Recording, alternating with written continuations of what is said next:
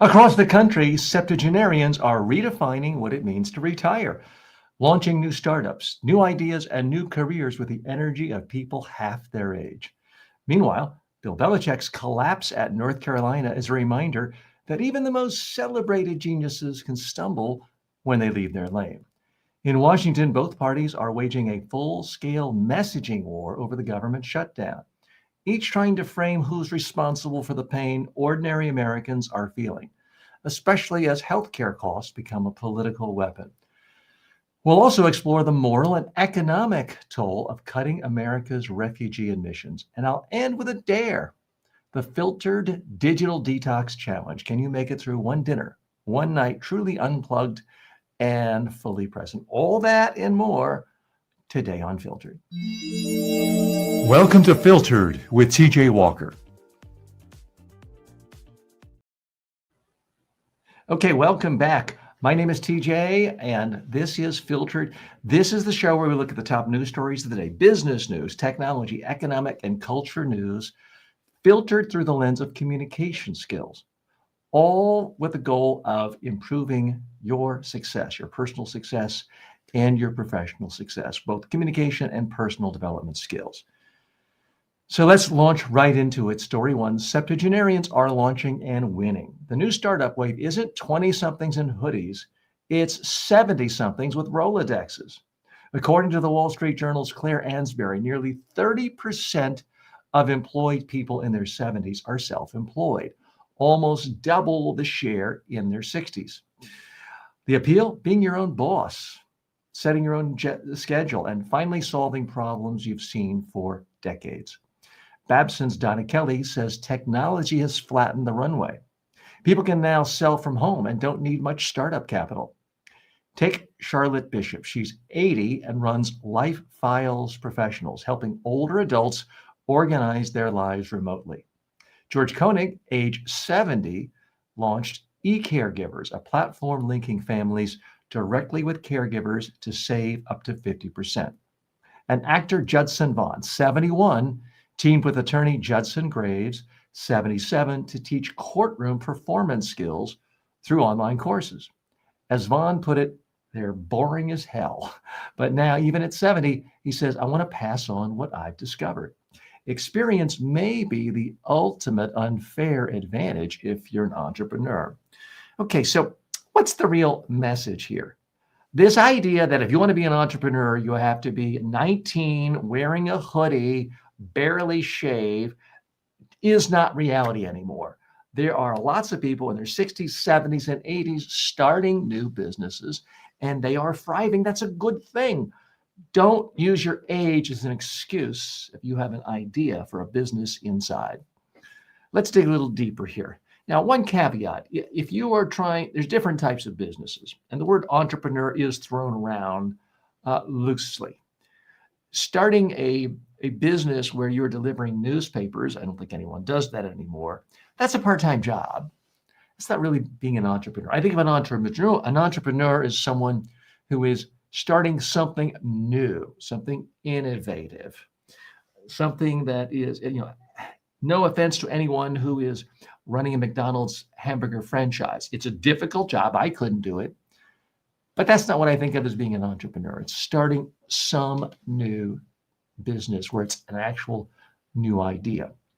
So having said all that, I don't think you're going to have venture capitalists give you $5 billion or $5 million if you're 75 years old running a business and it's your first time business. Now, obviously, if you're an Ellison or a Musk in his early 50s, you can be any age. If you already have a lot of successes behind you in publicly traded companies and exits, sure, you can raise money. But it was interesting to me that the Wall Street Journal did take the time to interview a lot of people in their 70s. Of course, a detractor could say, well, of course, TJ, they're doing that because cost of living is so high and so many other expenses are housing is high. They're not entrepreneurs. They're just taking an extra gig at the local Safeway to be able to afford rent.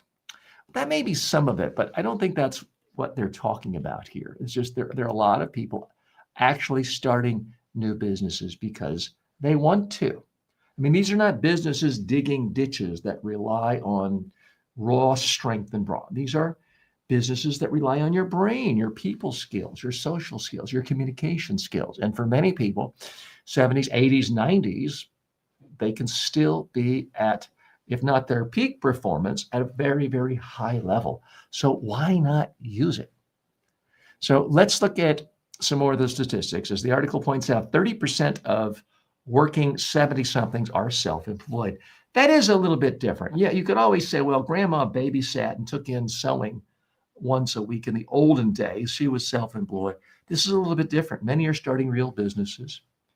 As I mentioned in the opening news read, some people are doing online courses, which is a subject I know a little about, since that's my primary business of selling my 300 courses to 12 million online student enrollments.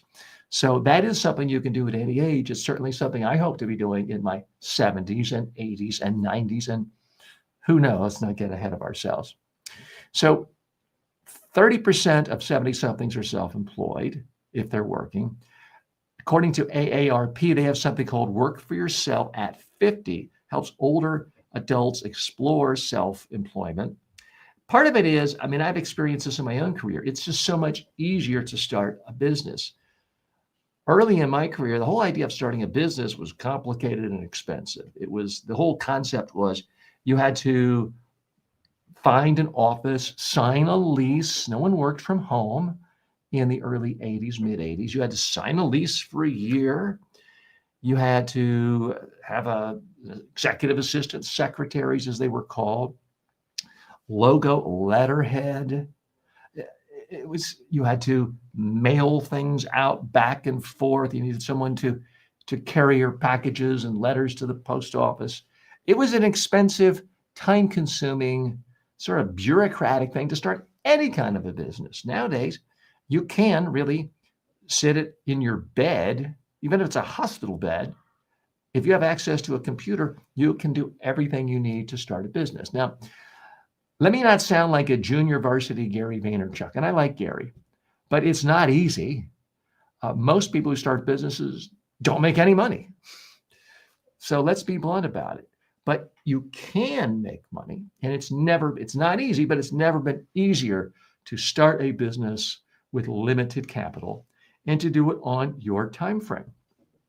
Now, it used to be if you wanted to run a store, okay, you got to be open 12 hours a day, at least 6 days a week.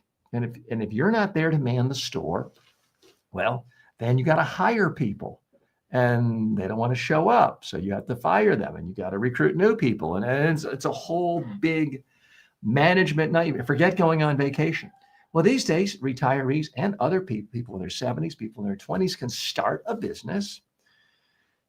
The store can be open 24 hours a day, and you can still have a life. If you only want to work 4 hours a day, you can't. Doesn't mean it's going to make you rich, but maybe your aspirations are low. Maybe your goal is to make an extra $20,000 a year, and you want to work 2.5 hours a day. That is a reasonable plan for a lot of seniors, and for that matter, high school kids can do that as well, if you're willing to work on it and bootstrap. Now, again, there's some confusion over the term entrepreneur because then people do think, oh, you want to be the next Apple, the next Facebook, the next Google. To have a business that scales at that level, even today, typically does take massive amounts of venture capital. Now, if you're here in the United States, you do have a huge advantage. Of companies that do receive venture capital funding in America, they're averaging $5 million per startup, whereas in Europe, it's only $1 million. So you have a huge advantage being an American. But I won't kid you. I don't think if you're 79 years old and your name is not Larry Ellison, the venture capitalists are going to be lining up to give you cash. But again, you don't necessarily need it. I'd urge you to check this out at the Wall Street Journal in the news today. They also profile e-caregivers, list file professionals, and Judson Squared, the continuing ed program for teaching lawyers performance skills. They all sound like great ideas, and more important, these people in their 70s, I think, are having the time of their life. They're being useful. Part of the problem with aging, frankly, and I see this already with some of my friends, it's not that you descend into poverty, because traditionally, across every culture, for 99.9% of human history, the problem with getting older is you couldn't earn your keep. You couldn't gather enough food and you starved to death. And as recently in the United States, going back to the early 1960s, senior citizens were the poorest demographic. Social Security, other entitlements did change that. You could argue we've gone too far in the extreme of having government not help kids, young people, and it's all going towards senior citizens, but that's a debate for another day. The reality is most senior citizens today are not fighting for their next meal. Not to say there isn't some hunger, but most are not fighting for their next meal.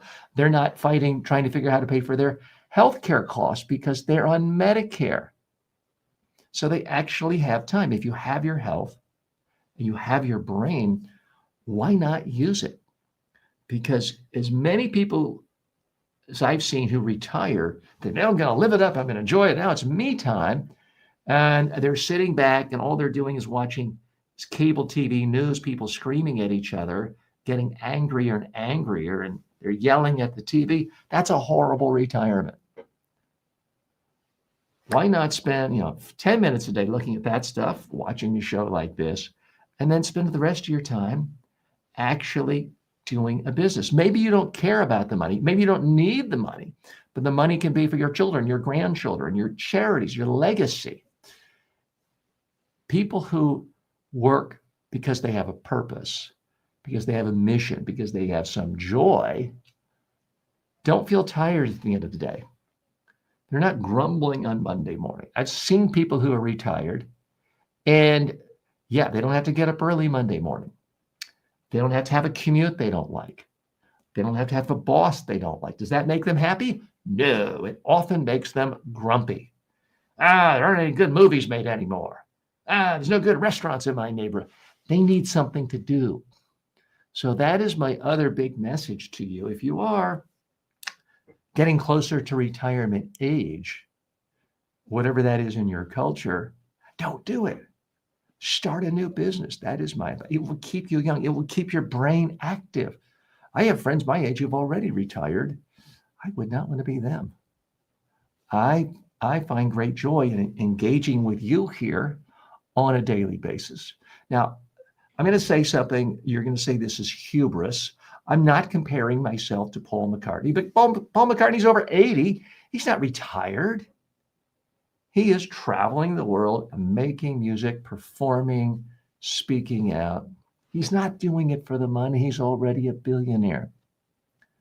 Jerry Seinfeld's pushing 70. You don't see him retiring. He's not doing it for the money. If he's not a billionaire, he's pretty close to one. He is doing comedy because he enjoys it.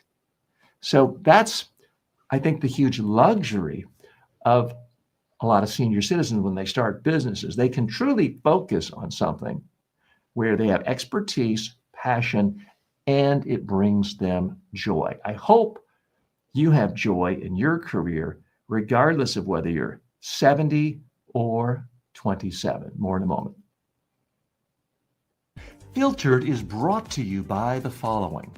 You don't need a new degree. You don't need another expensive coach. You need the right communication habits, and I'll teach them to you in just a few minutes a day.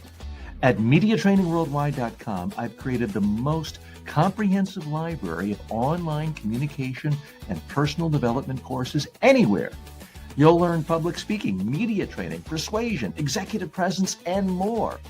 These are the same methods I've taught to world leaders, but now they're affordable and accessible to everyone. You can start for free and upgrade anytime. Go now to MediaTrainingWorldwide.com. Confidence isn't a personality trait, it's a skill, and it's trainable. Welcome back to Filtered. Bill Belichick and the Great Man Myth. Bill Belichick's rough start at the University of North Carolina isn't just about football. It's about the myth that greatness is somehow universal. As the Athletics' David Ubben reports, UNC was blown out 38-10 by Clemson, the latest embarrassment for one of history's most successful NFL coaches. But Belichick's struggles expose what I call the great man myth, the belief that mastery in one field automatically predicts success in another field. And I'm sorry, professional football is a different field than college football. It just is. History shows this again and again. Michael Jordan, greatest basketball player ever, according to some, hit just .202 in baseball. Not a very good baseball player. Wayne Gretzky, the great one, great hockey player, was an ordinary coach. Bob Dylan tried filmmaking and critics begged him to stop. Howard Hughes, aviation and Hollywood pioneer, nearly destroyed his fortune running TWA Airlines.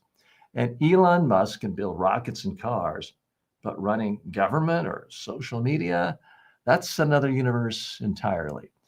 Belichick's NFL brilliance came from discipline and hierarchy, but college football now thrives on chaos, transfer portals, NIL deals, and social media stars. Adaptation, not reputation, wins now. Even legends can misread the playbook when the rules change. So, what's the real message here? It's time to face reality. Bill Belichick as a college football coach is a disaster. Just because you're a good NFL coach doesn't mean you are a good college coach. There's been failures before, and there have been plenty of college coaches who were great, went to the NFL, and they stunk. It is a different skill set. Let's dig a little bit deeper here and look at this. Now, confession, let me be totally transparent. You are, at least within the United States, you would have a very hard time finding somebody, especially, sorry if this sounds sexist, but it's true. You would have a very hard time finding a man in the United States who knows less about football than I do. It's just not a sport I really care about. I watch maybe one NFL game, the Super Bowl, a year, and that's about it. So I come to you not as an expert on football. What I am trying to look at is a more universal truth of how we as a society receive messages. We think, oh, this person's really smart here. They got to be smart here. Henry Ford was great at automating the production system of cars, at creating the factory, the assembly. Great. But if you're looking to him for a philosophy on religious tolerance, not the guy to go to. If you don't know what I'm talking about, check it out. So it's a different skill set. And unfortunately, we live in a world where once you have high name ID, you have fame in one area, it's easy to transport that into another area and have people just give you lots of money. I mean, Bill Belichick got a gigantic contract, enough money to pay for probably half the professors' salaries at UNC, a state institution. And he's losing. He's not just losing, he's losing big time. He's losing by 10, 20, 30 points some of these games. Not even close. They've all been blowouts so far. So here's what I want you to think about. It's not that I don't ever want you to try new things. If you succeeded at one thing and you want to take time off and try something adjacent, that's okay. But if you're thinking of investing your money, if you're on the trustee committee of a major university, and you're thinking about taking all the cash the university has and just giving it to someone who's never coached a single college game, maybe you should think twice. And a lot of the folks at the University of North Carolina thought this was clever. It's like, oh, he's so famous that we'll sell more tickets. Well, they did sell tickets. That's part of the battle. But if you looked at the stands and the photos of the stands a little bit after halftime, everyone left. They were so embarrassed for their school, bored and embarrassed about being trashed on the field, destroyed. That's not a great way of building camaraderie in a school, building school spirit, getting people more excited, recruiting more people. So Sometimes what seems like the quick temporary fix is not a fix at all. It's a warning to all of us. Just because you're good at one thing doesn't mean you're good at something else. And again, I have to stress, try things. I don't begrudge Bill Belichick trying to say, hey, they're willing to give me the money. I'll take it. I don't begrudge him. I do begrudge the UNC, I guess, athletic director and the whole organization for just saying, here, basically, take all of our money. If we have to shut down the entire English department, we'll just give you all the money you ever could dream of, even though you're already rich, and come be our coach because you're a famous coach for a whole different league. Professional football, college football, different beast entirely.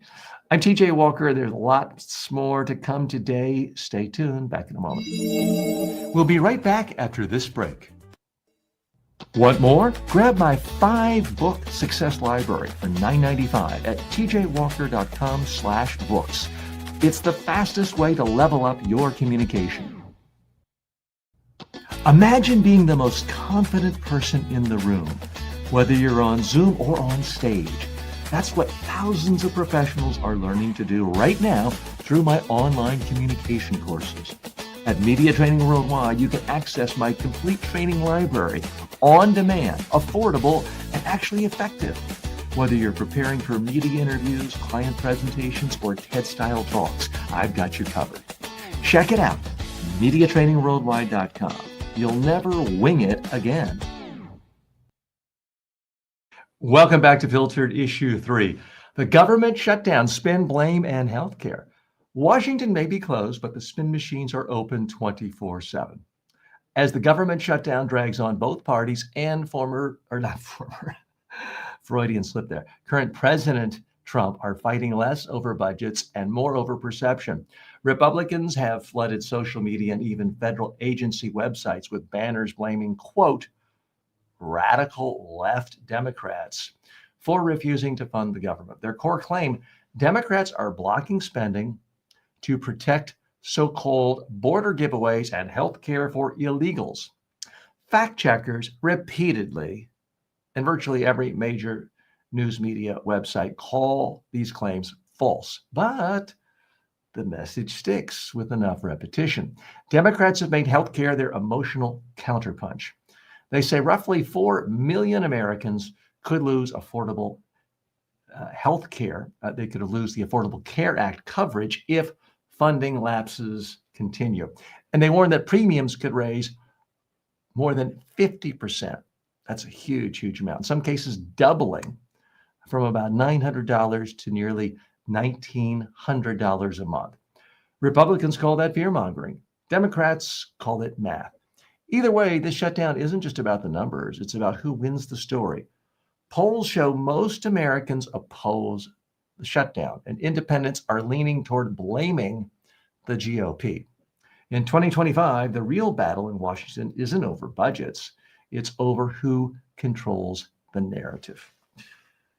Okay, so what's the real message here? At this stage with the government shutdown, anyone who can tell you this party's going to win or this party's going to lose, they are selling you something. They're talking out of their you-know-what. They don't know what they're talking about.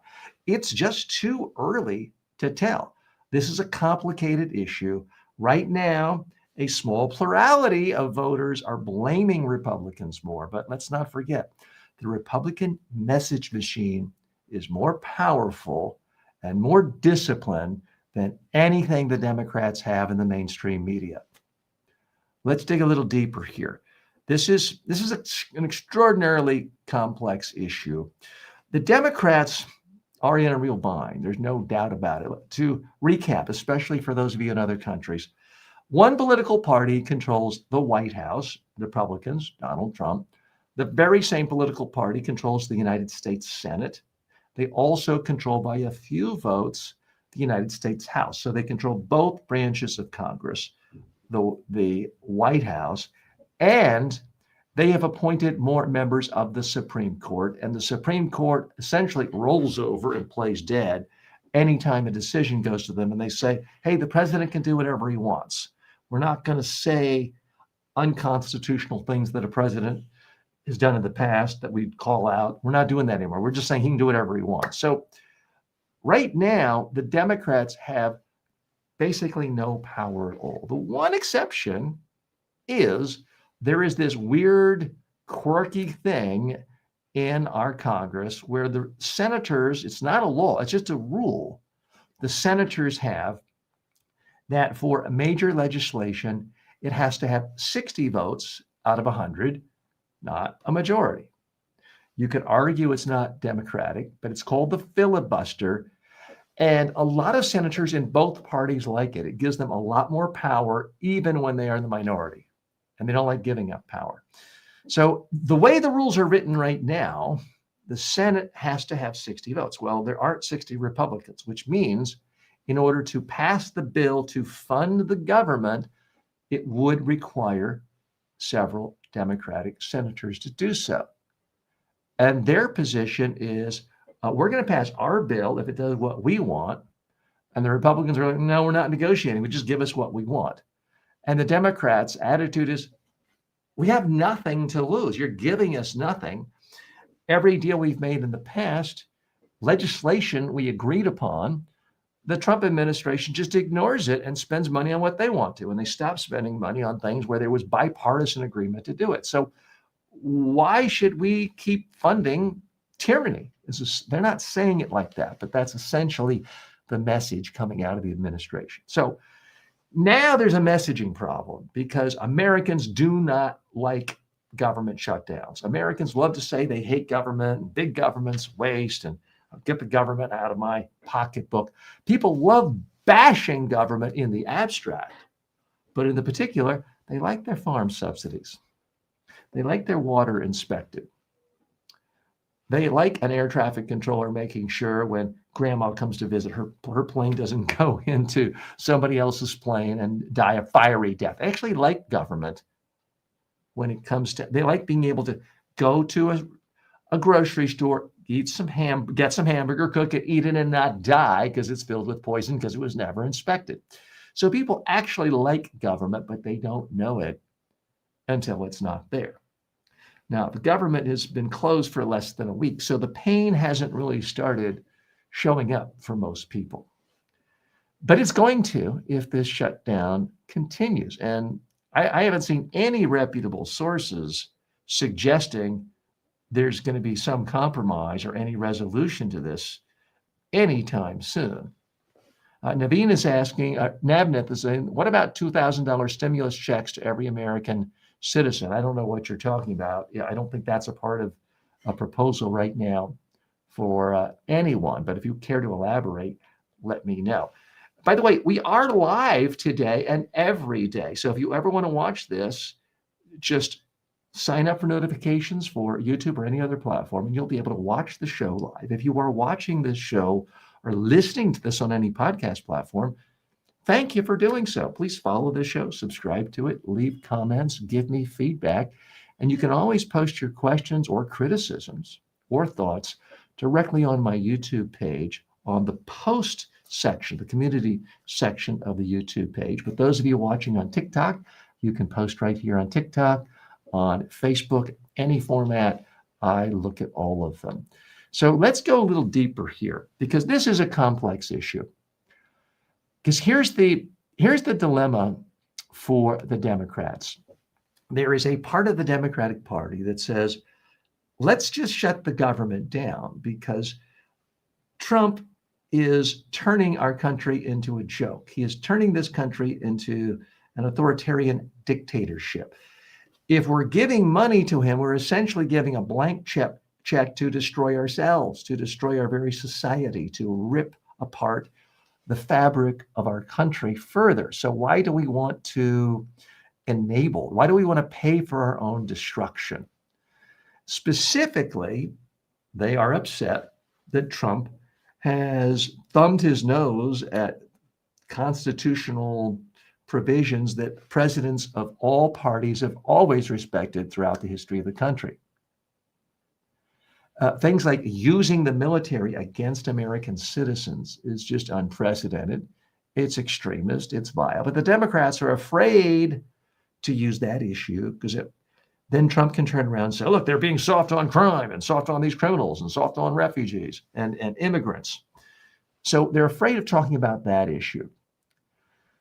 They're really upset about Trump trying to replace members of the Federal Reserve and trying to replace Chairman Powell because they fear this could completely destroy the independence of the Fed and could turn us into Argentina or Turkey or countries where once that happens, inflation's 80%, you've destroyed the entire economy and people are starving to death. That's a legitimate fear that not just Democrats, but centrist, right of center, even libertarians fear.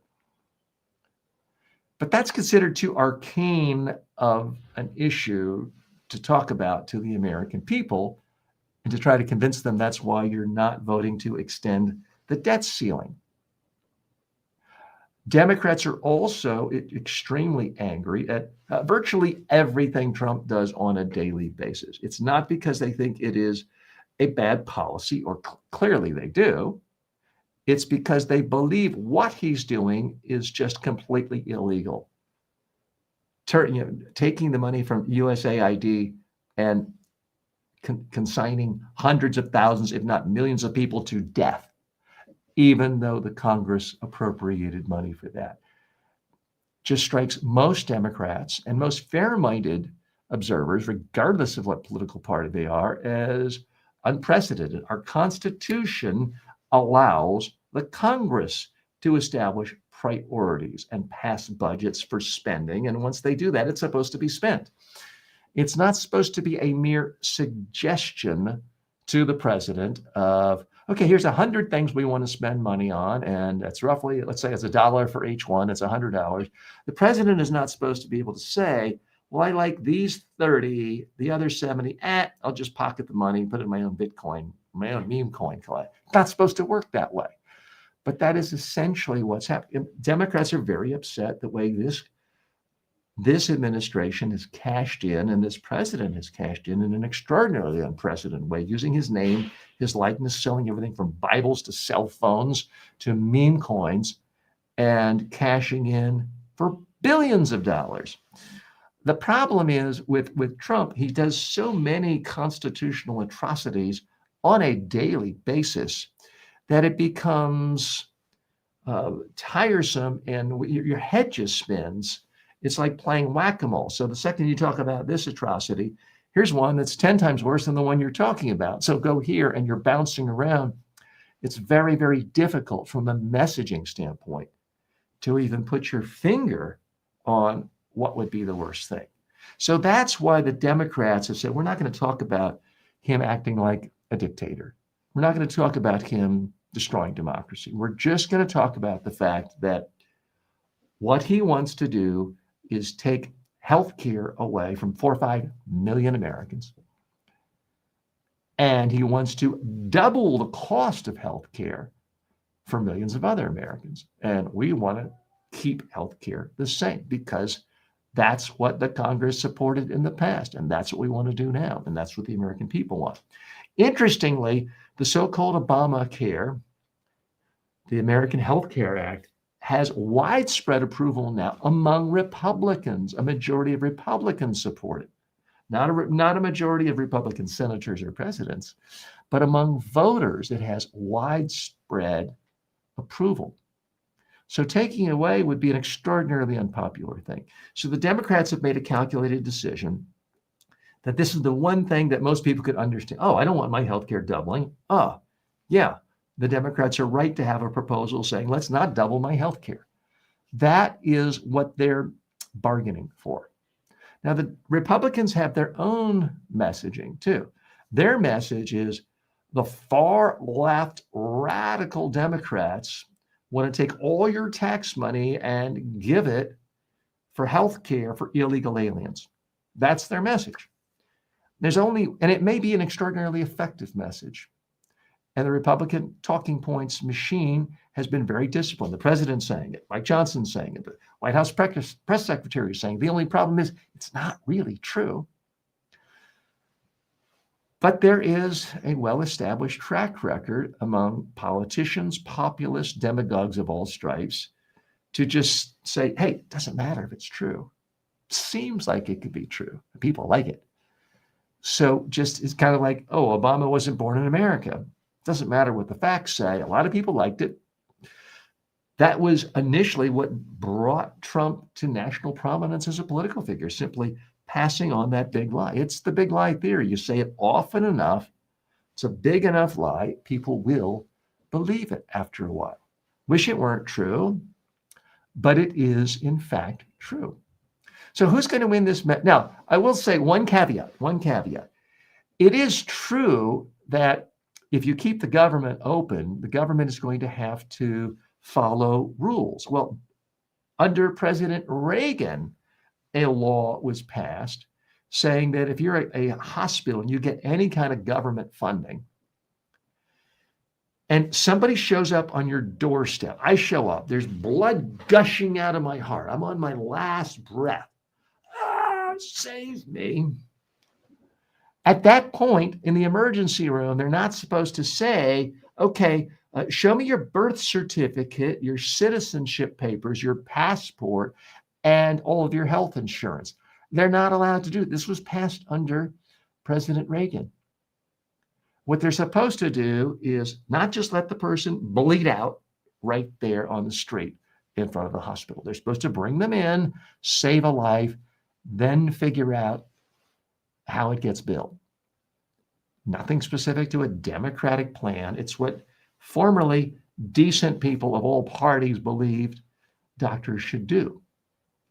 So the Republican message is essentially, hey, you're wanting to continue that policy. So we can, if we squint the right way, what we're really saying is you're not funding the government because you want a policy we've had for decades to continue.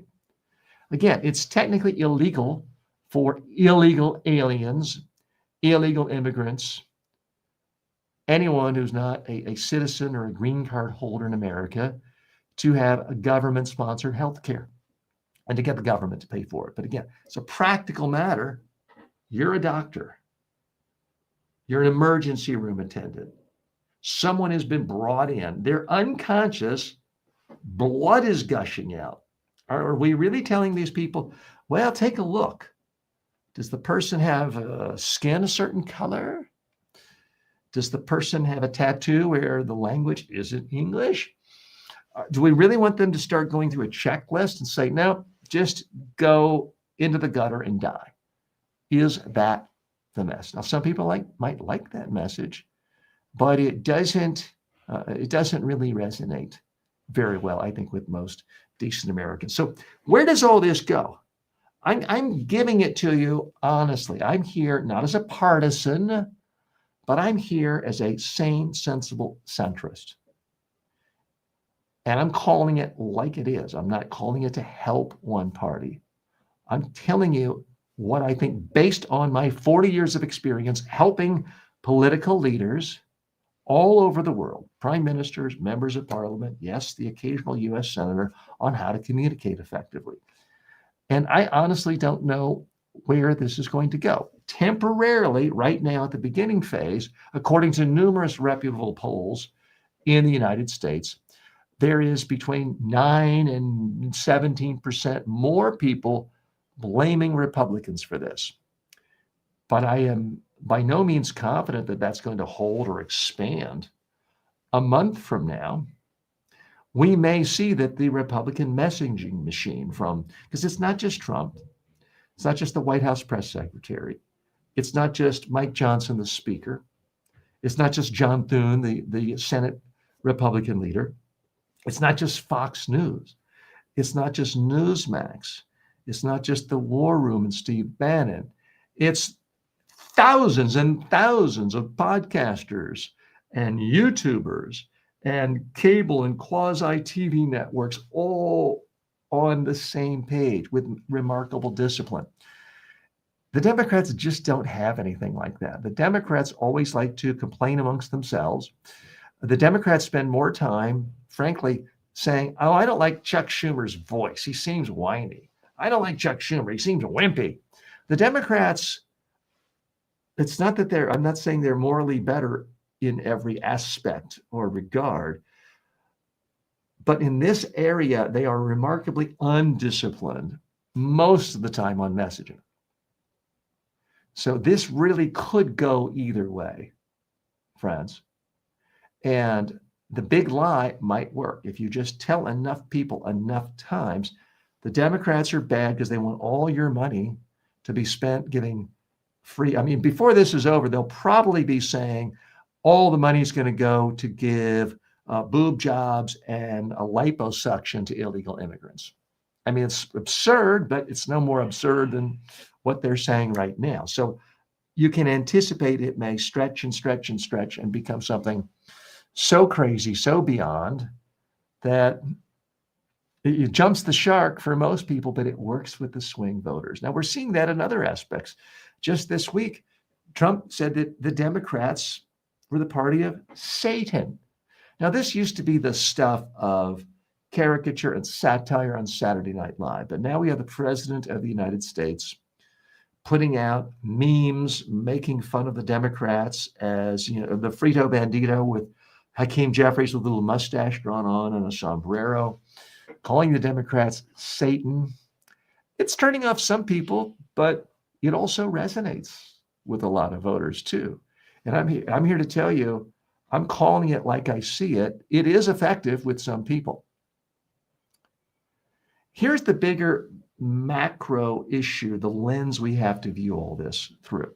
The Democrats are the party of making government work. The whole idea that we should have a government. It should help people with healthcare, education, roads, cleaner air, externalities that the marketplace doesn't solve.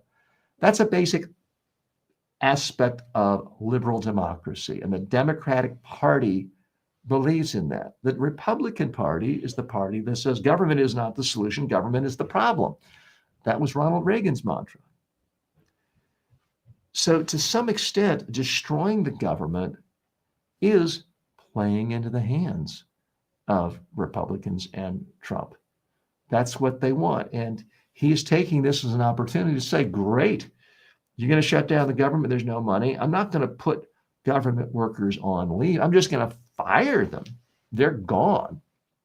Good luck trying to rebuild the FAA and the Center for Disease Control. All these people are going to have to go get jobs elsewhere, perhaps move, cash in their 401ks, start their own online courses with the other septuagenarians we talked about earlier. So this could play into the ultimate policy objectives of the Republicans, Trump, larger conservatism values. So that's why I don't think you can just say categorically the Democrats have the upper hand.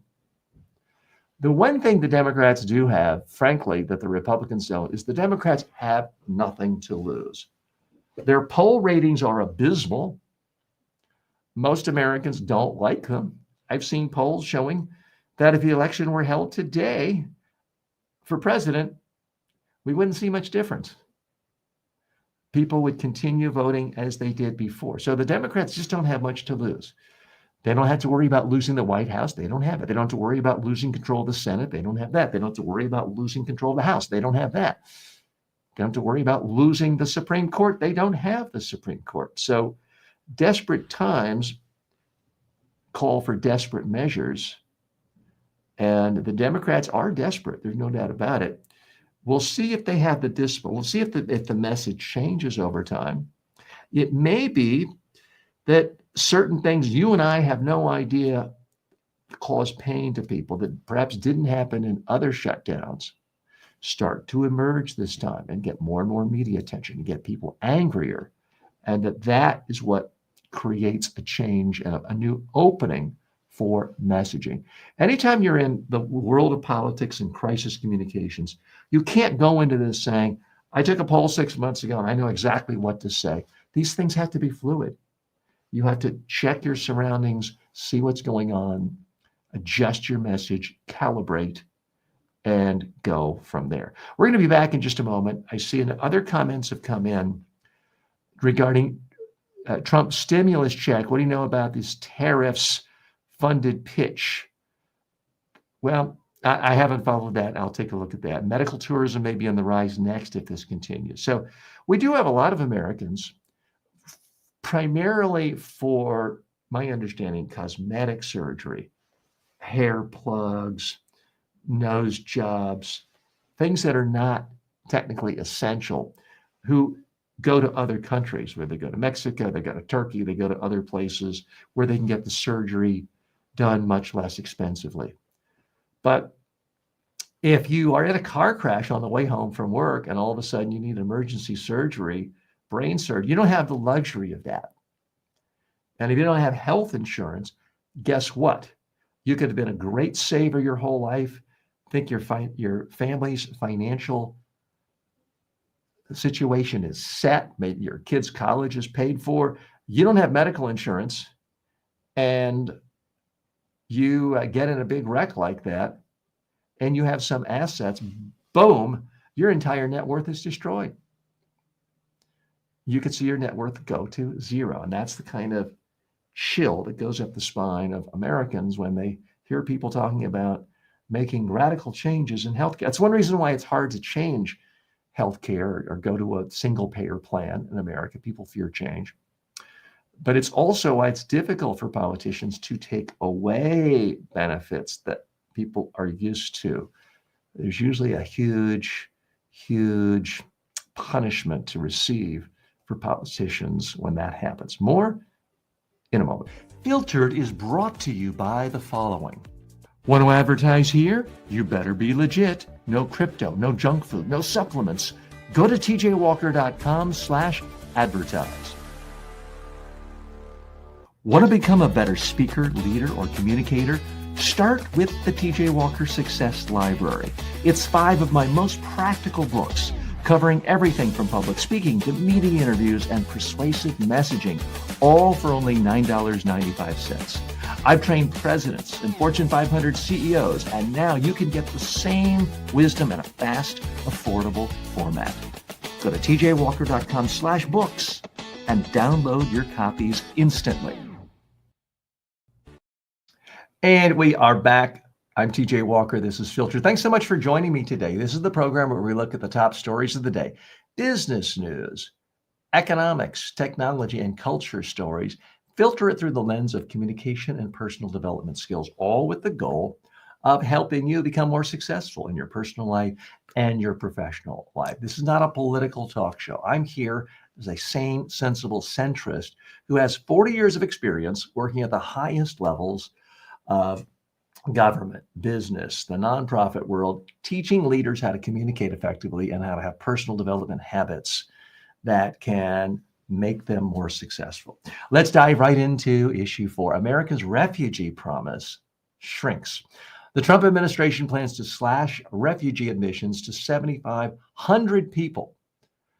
That is going to be one of the smallest ever. In fact, it's the lowest ceiling in more than 40 years, according to the New York Times. Most of those few slots will reportedly go to, get this, white South Africans framed as victims of unjust discrimination. That decision effectively halts resettlement for thousands of approved families, people from places like Sudan, the Congo, and Iran, who spent years in camps waiting for safety. Critics call it a moral betrayal of America's legacy as a refuge for the persecuted. It's worth remembering who'd we lose if this had always been our policy. Albert Einstein, a refugee from Nazi Germany.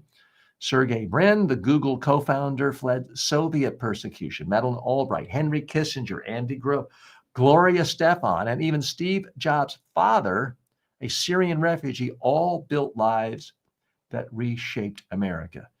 The refugee camp has always been a mirror of our national values. Right now, that reflection is getting smaller and meaner. Okay, so this is an issue that is near and dear to my heart. Full disclosure, for many years, I worked with the United Nations Refugee Organization, UNHCR. I did all the media training and presentation training for them for a decade or so. I'm not currently working with them, in part because all their money's been taken away. But that's not why I'm talking about this. I've had the privilege of meeting a number of refugees, and the things they've gone through to just survive and to try to get to another country. You're talking about people who are the most resilient people in the world. These are the winners. It's bizarre to me. Someone like President Trump and Pete Hegseth are always talking, we want winners. We want to be winners for winners. These refugees, almost by definition, are the most resilient, strongest, most resourceful, better at saving, better at planning, trying to plan to get out of a country where their entire family could be destroyed and killed and their entire future's destroyed. You're really getting the cream of the crop. I hate to tell you that, but you really are.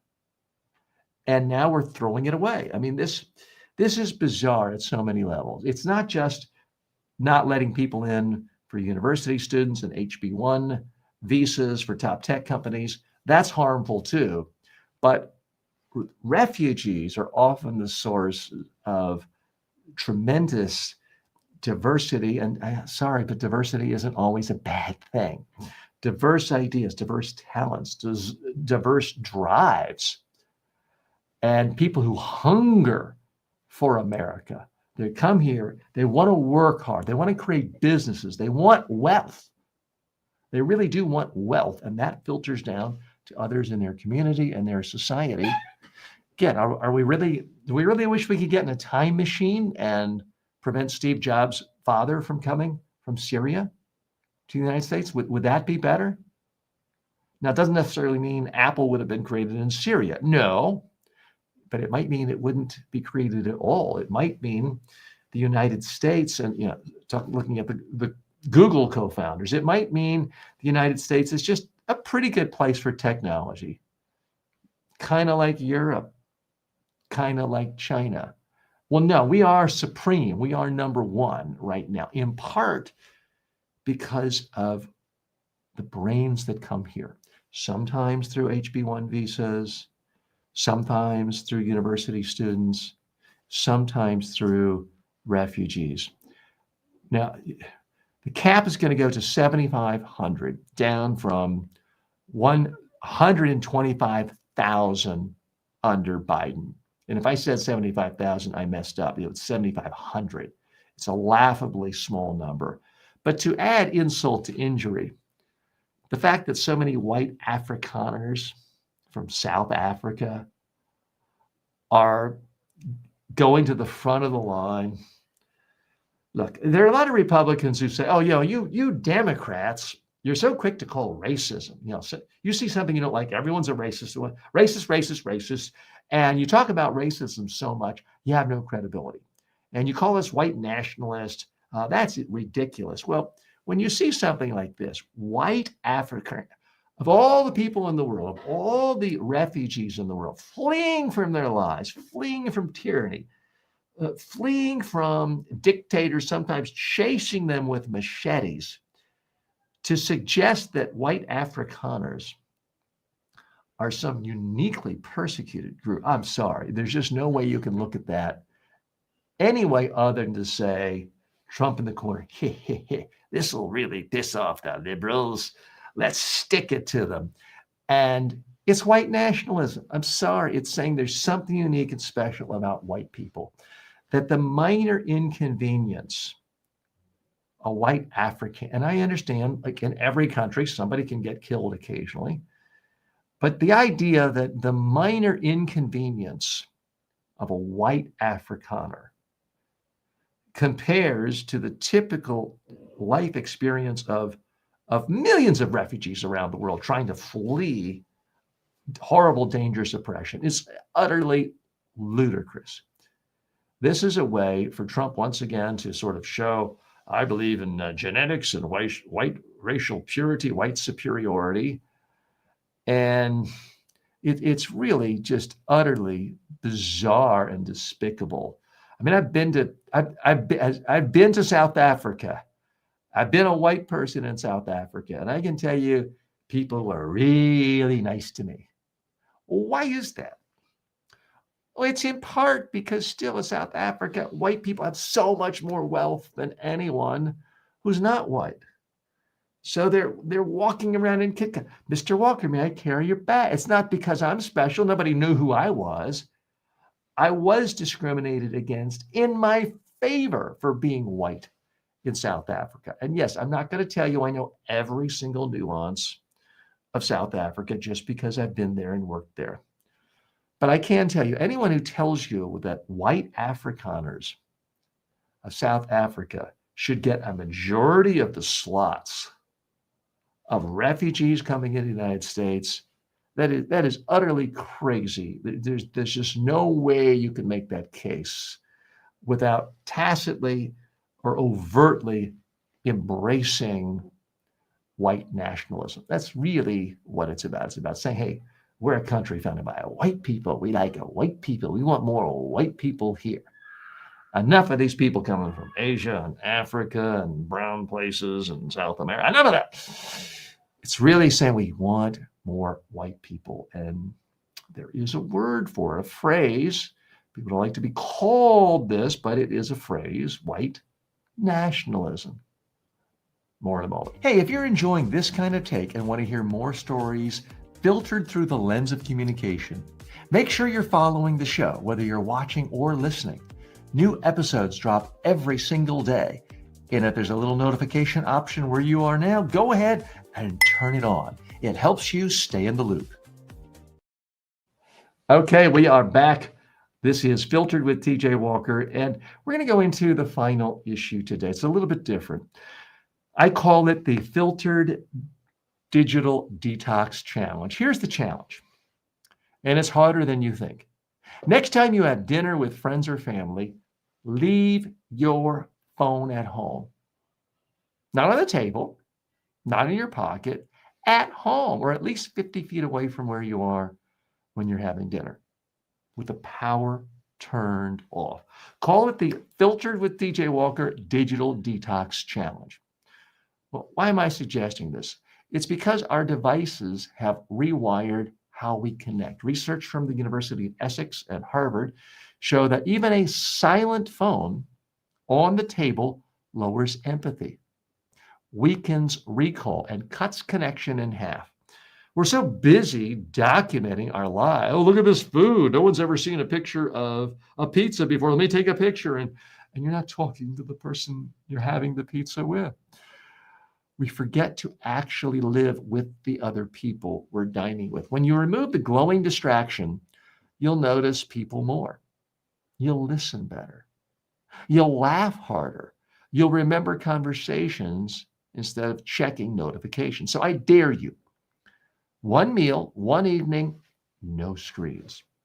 See what happens when your full attention becomes the rarest thing in the room. Okay. So what's the real message here? What is the message here? I dare you. I double dare you. Have a meal tonight or this week with some friend. Leave your cell phone at home.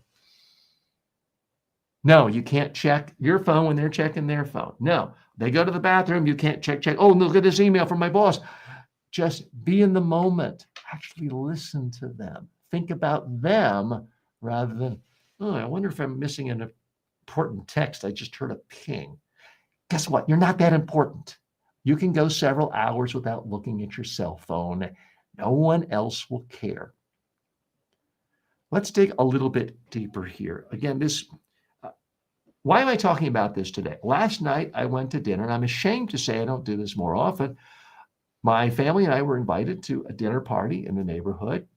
I consciously left my phone at home. Let me say that again. You're probably thinking, well, TJ, what you really mean is you put your phone on silent and you had it in your pocket. No. I literally left my phone at home. My daughter left her phone at home. We went and had dinner with another family. We had a great time. We had real conversations. I wasn't thinking when our dinner hosts were talking about some geopolitical event or what they're doing with their backyard or how their golf game is going. I wasn't thinking about As soon as they get up to check the kitchen, I'm going to check my email. As soon as they go to the restroom, I'm going to check my text.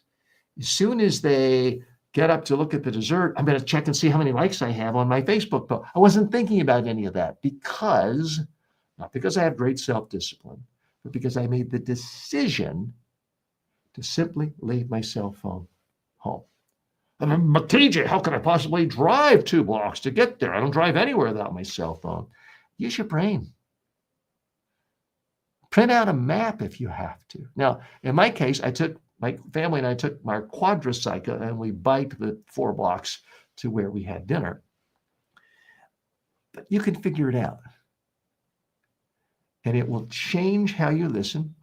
It will change how you connect with people. I don't know about you, but I'm frankly sick and tired of getting together with a friend for a dinner or a drink and, oh yeah, TJ, yeah.